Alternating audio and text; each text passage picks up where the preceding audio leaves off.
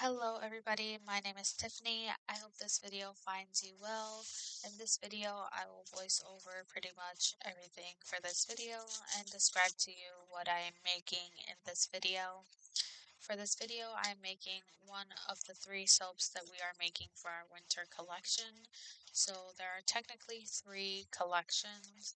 Um, this one is the Winter Story collection, and the soap and the theme is kind of like winter snowflake kind of vibe. So we are making that soap here. I am going to go ahead and also show you the making process of the other two soaps and potentially the candles and wax melts that go with the soaps, and give you a more affirmative date of launch closer to the actual date that we will be launching the soaps. So hopefully by the end of October, I'll be able to let you guys know. What you see me doing here right now is mixing in the lye into the water that already has kale and clay in it. So you'll notice I'm mixing for a very long time. That is because I want to make sure that all of that lye is fully incorporated before pouring it into my oils. Because I have kale and clay mixed with the water, I can't really see if all of it is incorporated, so I'm mixing more than I know I really have to, just to kind of stay on the side of precaution, I guess. You will see that I'm going very slowly, little by little, adding barely any lye. That is because, like I said, I want to make sure I incorporate everything. I don't want to add too much and then, not mix enough.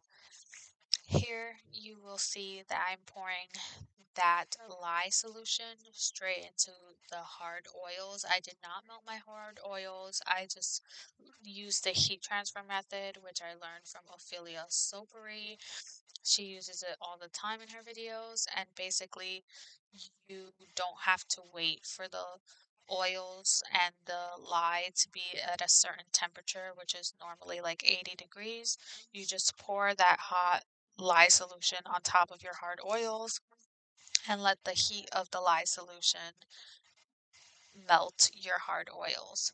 This usually saves me a lot of time um, because I don't have to wait for the lye solution to get down from almost 200 degrees to 80 degrees. So this is a time saver, and also I just feel like it works out nicer, like you already have it pretty much halfway incorporated by the time you add your liquid oils. So I've sped up this video quite a bit, but it's still going to be a lengthy one, and I think you can still kind of see how long it takes.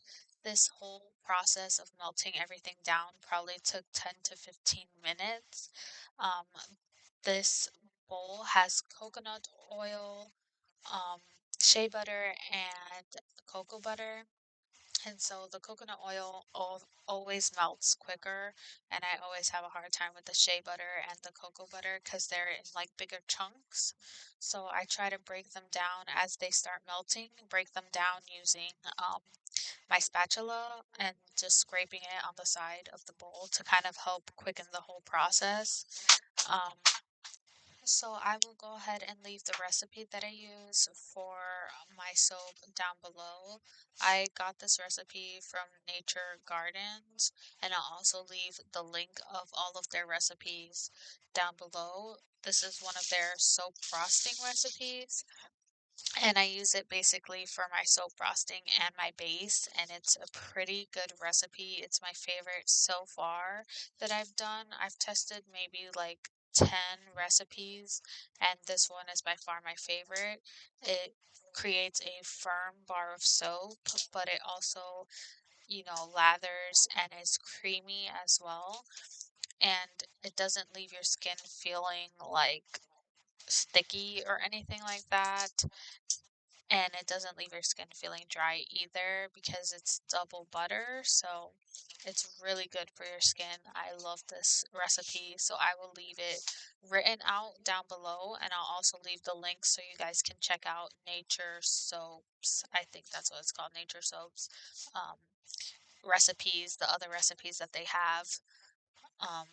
So you guys can check it out and try them if you would like. So as you can see, pretty much at this point, all of the bits and pieces have fully been incorporated. I just mix a little bit more just to make sure everything is good. And I'm just showing you guys the thickness of that mixture once I finish mixing everything in. And I'm going to add my liquid oils, which is just olive oil and castor oil.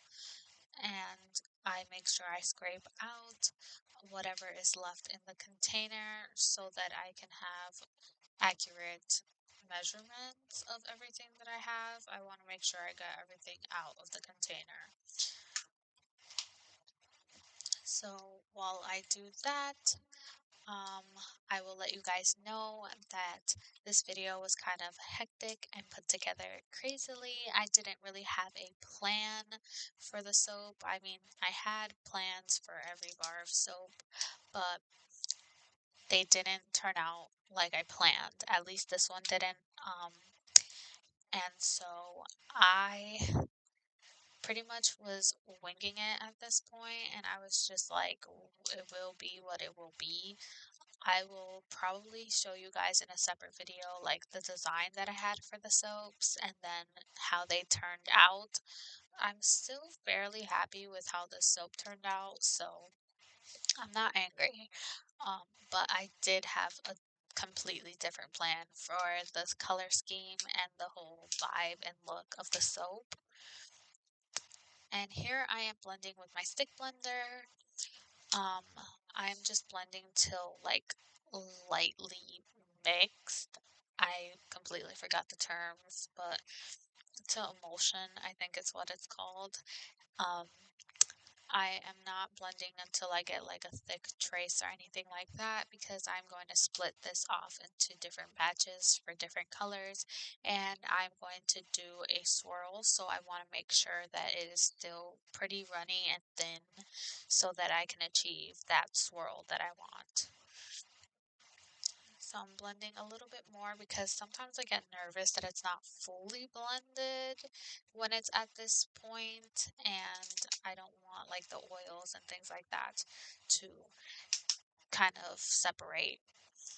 So at this point I was contemplating if I should add the fragrance into the frosting, which I normally do not add any fragrance into the frosting because I am super terrified that it will accelerate the frosting um, section. So what I do is I make the full batch of soap, including what I will use for the frosting, and I set it aside. So to the right side, you see a picture of uncolored soap that is the frosting.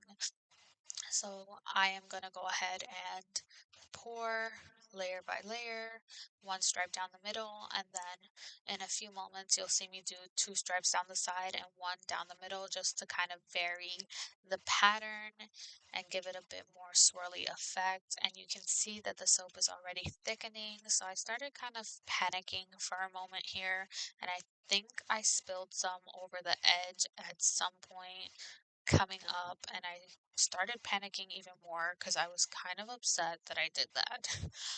But it is what it is. Soap making is a messy process, um, which is kind of funny because you're making soap. It shouldn't be messy, but it is what it is.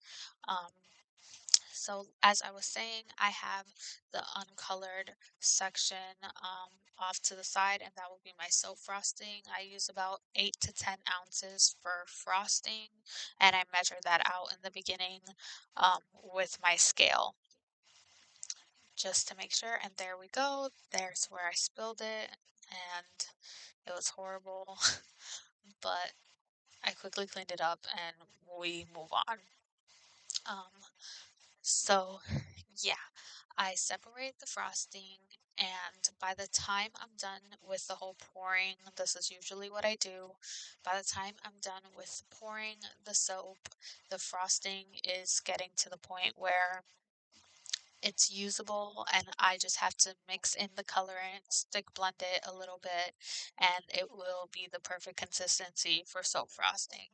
So that is why I don't add any fragrance, because certain fragrances can accelerate the soap and certain fragrances can decelerate. So it will be too liquidy or too stiff by the time I get to it, and I really don't want to risk not being able to use it, and that would be 8 to 10 ounces of soap just gone to waste. Um, so I don't add any just in case, especially that these fragrances are new fragrances I have not used before, so I don't know how they will react with my recipe. Also, that's another thing. It could say it doesn't accelerate on the website, but with your particular recipe, it could accelerate. So you just have to be kind of careful with that and test everything out, um, and just err on the side of caution, basically.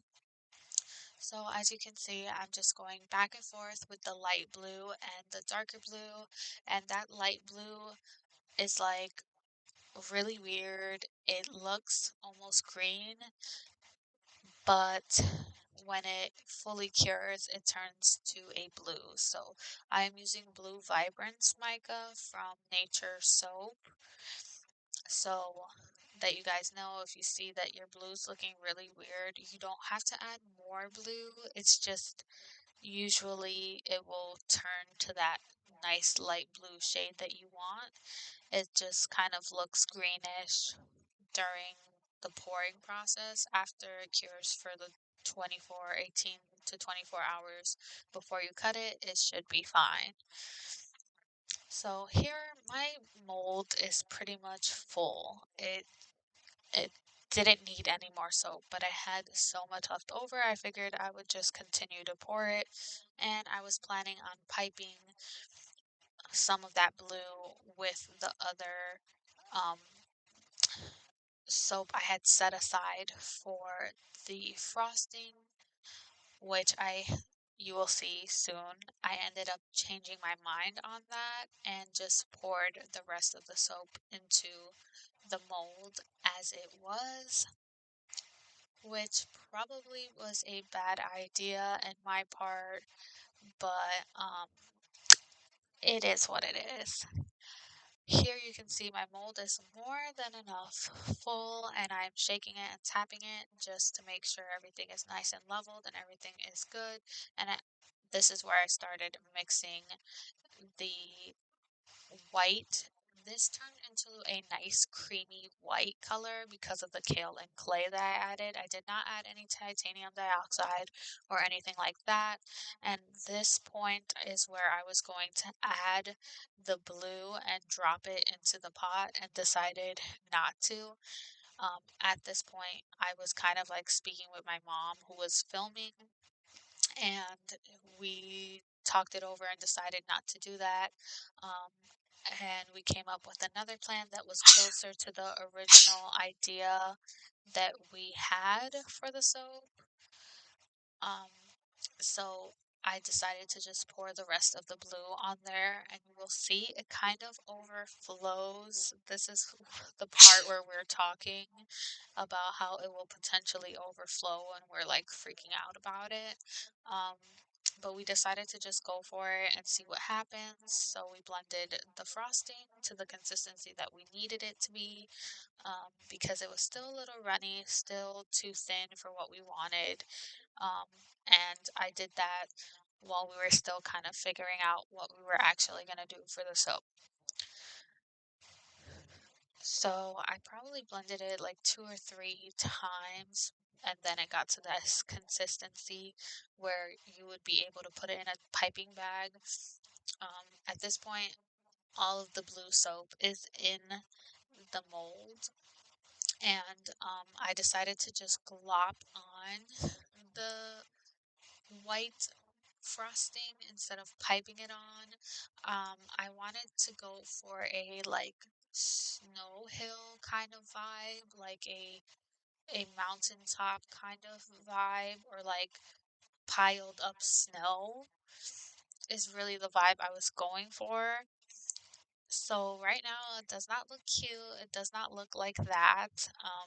The snow looks yellow and disgusting and whatnot, but I promise once it cured, it looked great, which I will show you guys.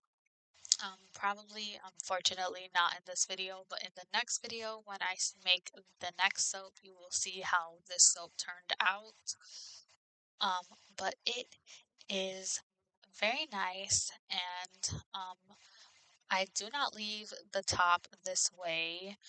Um, you can see that the bottom layer was not fully set up, so we tried to scrape a few like pieces or parts of the bar to make it more even and not gloopy on the side, but that did not work, so we just decided to let it be, um, and just kind of let it go and let it be that way. And then once we have the soap cut, we can make whatever arrangements we need to make and cut off or scrape off whatever sections. Here I'm using a paintbrush with some mica and just tapping the paintbrush so that the mica can fall on the top of the snow peaks or the snow frosting. Um, and yeah, that is pretty much it. That is how this soap turned out. I hope you guys liked this process, although it was kind of chaotic, and I hope to see you guys in the next one. Thank you. Bye.